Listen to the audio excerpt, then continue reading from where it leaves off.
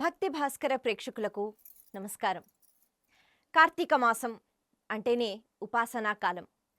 సాధారణంగా పూజ అన్నది లేకపోతే మన ఉపాసన అన్నది కొన్ని పుణ్యతిథుల్లో, పండుగ రోజుల్లో మాత్రమే ఉంటూ ఉంటుంది. అంటే మిగతా రోజుల్లో పూజ చెయ్యము అన్నది కాదు, కానీ విశేషంగా.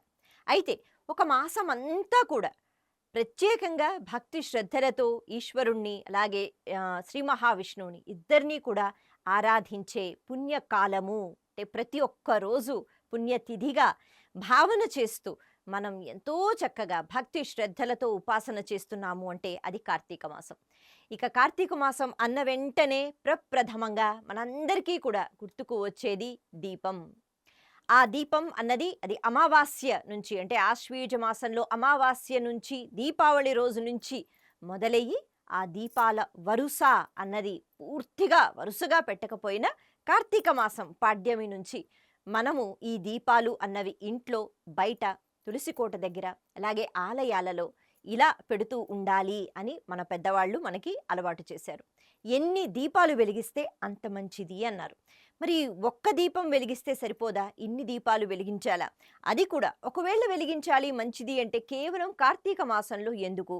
ఇటువంటి సందేహాలు బోల్డన్ని వస్తూ ఉంటాయి. పద్ధతులైతే మనం అందరం పాటిస్తూ ఉంటాం. మన వాళ్ళు చెప్పారు, ఇంట్లో పెద్దవాళ్ళు చెప్తున్నారు అని. వాళ్ళకెవరు చెప్పారు అంటే వాళ్ళ పెద్దవాళ్ళు చెప్పారు. వాళ్ళకెవరు చెప్పారు అంటే మన ఋషులు, మునులు కొన్ని పద్ధతుల్ని ఏర్పాటు చేశారు. వాళ్ళు పురాణాలు చక్కగా వాళ్ళు తెలుసుకుని మనకి అర్థమయ్యేటట్టుగా ఇటువంటి పద్ధతుల్లో మన ఆరోగ్యము, మన క్షేమము, అలాగే ఏది చేసినా మన కోసమే అన్నట్టుగా మనకి చెప్పారు. అయితే చాలామంది మాత్రం ఇటువంటి పద్ధతులు పక్కన పెట్టేస్తాము. ఇవాళ రేపు కూడా ఇలా ఒక దీపం వెలిగించటం వల్ల ఏం జరుగుతుంది, అన్ని దీపాలు ఎందుకు వెలిగించాలి అనేటట్టుగా అనుకుంటూ ఉంటారు. అయితే కార్తీక మాసం అనేటప్పటికీ ఇప్పుడిప్పుడే చలి అన్నది మొదలవుతూ ఉంటుంది. ఈ విషయం మనందరికీ తెలిసిందే, ఎందుకంటే వాతావరణంలో ఒక మార్పు అన్నది వస్తుంది. అయితే వాతావరణంలో వచ్చే ఈ మార్పు ఏదైతే ఉందో దీనికి మన శరీరం తట్టుకోలేదు. తట్టుకుంటున్నామా లేదా అంటే మనకి చాలా పరికరాలు ఉంటాయి. బాగా చలి వేస్తే మనం ఏదైనా కప్పుకుంటాం, కానీ ఇతరత్ర జీవుల పరిస్థితి ఏమిటి? అలా ఉండదు కదా. బాగా వేడిగా ఉంటే ఎక్కడికైనా వెళ్ళి హాయిగా మనం ఏసీ వేసుకుని కూర్చుంటాం. మనం ఏర్పాట్లు చేసుకున్నాం మనుషులం కాబట్టి వాతావరణానికి అనుకూలంగా బ్రతకటానికి. కానీ ఇదంతా కూడా శరీరం బయటే అని చెప్పుకోవాలి. శరీరం లోపల కూడా ఒక వ్యవస్థ ఉంటుంది కదా. బయట ఉన్న వాతావరణంలో ఉన్న మార్పుకి అనుగుణంగా బయట ఉన్న శరీరం ఉంటుందేమో, కానీ లోపల ఉన్న శరీరం కాదు. అందుకే ఈ మాసంలో ముఖ్యంగా ఈ సమయంలో యమదన్స్ట్రా అన్నది బయటకు వస్తుంది అంటారు ఆధ్యాత్మికంగా చెప్పుకుంటే. యమదన్స్ట్రా అంటే యముని యొక్క కోర బయటకు వస్తుందట. అంటే యమధర్మరాజు యొక్క చూపు అనమాట.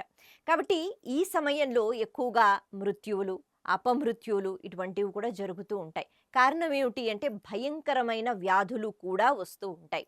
మరి ఇలా రాకుండా మనం ఏం చెయ్యాలి? మన ఆరోగ్యాన్ని మనం కాపాడుకోవాలి. ఎలా అంటే దానికి కూడా ఈ కాలంలో ఎటువంటి సమస్యలు వస్తాయి, దానికి అనుకూలంగా మనం ఎటువంటి ఏర్పాట్లు చేసుకోవాలి మన ఋషులు, మునులు చెప్పారు.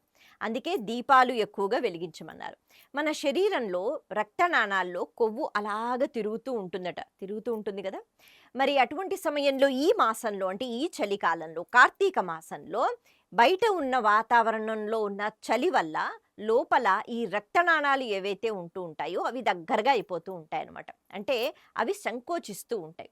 అలా దగ్గరగా అయిపోయేటప్పుడు ఈ కొవ్వు పదార్థాలు ఏవైతే అలాగ నడుస్తూ ఉంటాయో, లోపల ప్రయాణం చేస్తూ ఉంటాయో, ఇవి చిన్నగా అయిపోయాయి కాబట్టి అవి ఆగిపోతూ ఉంటాయి.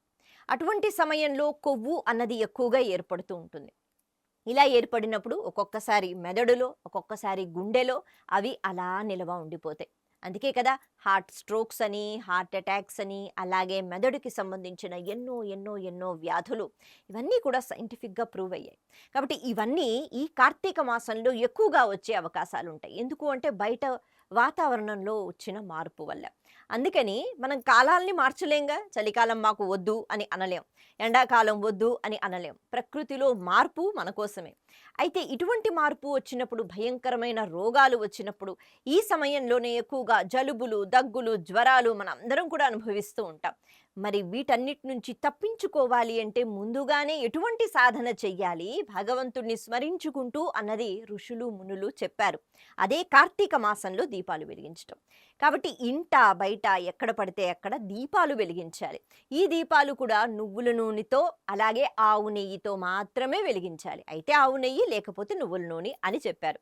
ఇలా వెలిగించటం వల్ల ఆ దీపపు కాంతి ఏదైతే ఉందో ఆ కాంతిలో ముందుగా భగవంతుణ్ణి మనం ఆవాహయామి అని పిలవాలట. దామోదర ఆవాహయామి, అలాగే త్రయంబక ఆవాహయామి.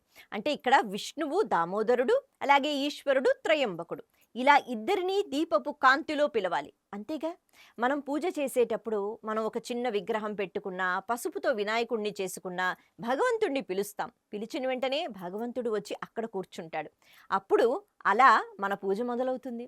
కాబట్టి నమ్మకంతో చెయ్యగలిగితే ఆ దీపపు కాంతిలో దామోదర ఆవాహయామి, త్రయంబక ఆవాహయామి అని పిలవాలి. పిలిచిన వెంటనే భగవంతుడు వచ్చి దీపపు కాంతిలో కూర్చుంటారు. ఇది ఒక విషయం.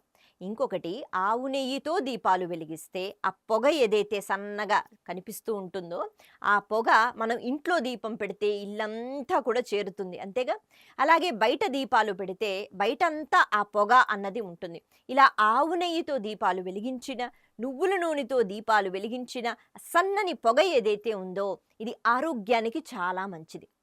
ఇందాక మనం చెప్పుకున్నట్టుగా ఏ వ్యాధులైతే ఇప్పుడు వస్తాయో అలాగే గుండెకి సంబంధించి వ్యాధులన్నీ కూడా నయం అయిపోవడానికి ఔషధీ గుణాలు ఈ పొగలో ఉంటుంది. మనం పొగ పీల్చుకుంటూ ఉంటాంగా, అలా హృదయ నాడి అన్నది లోపల అది కంటికి కనిపించదు. ఆ హృదయ నాడికి అధిదేవత మళ్ళీ యమధర్మరాజు అని చెప్తూ ఉంటారు.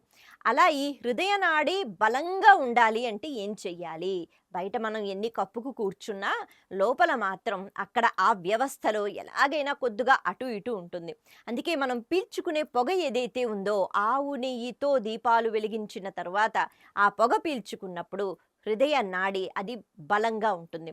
అలాగే మనకి జలుబులు, దగ్గులు, జ్వరాలు ఇవి ఏవి కూడా దగ్గరికి రావన్నమాట. వాతావరణంలో వచ్చే మార్పు వల్ల మన ఆరోగ్యాన్ని మనం సరి చేసుకుంటున్నాం.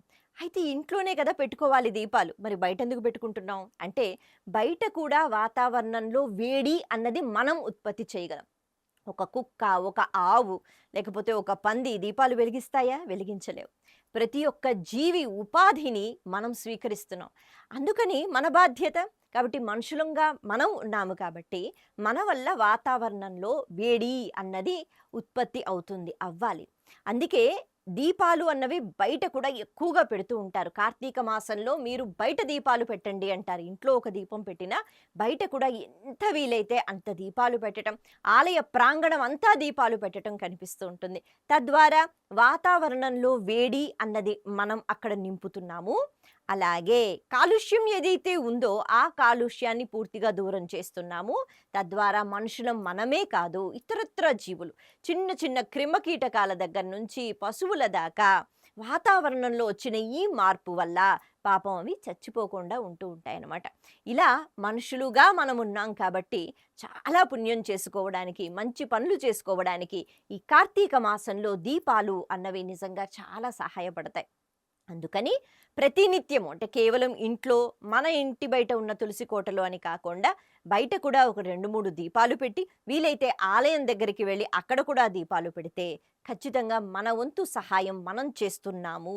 ప్రకృతిలో ఒక చిన్న మార్పు తీసుకొస్తున్నాము, ఒక చిన్న వేడి తీసుకొస్తున్నాము. అలాగే ప్రతి ఒక్క జీవి కూడా కాలుష్యం లేకుండా, లేకపోతే ఈ సమయంలో వచ్చే అంటే ఆరోగ్యపరమైన కష్టాలు ఏవైతే ఉన్నాయో వాటి నుంచి పూర్తిగా అంటే ఒక చక్కని శ్వాస అన్నది అవి కూడా పీల్చుకుంటాయి. కాబట్టి ఇటువంటి ఈ ఆవు నెయ్యితో, నువ్వుల నూనెతో దీపాలు వెలిగించడం అన్నది మనకి అలవాటయింది.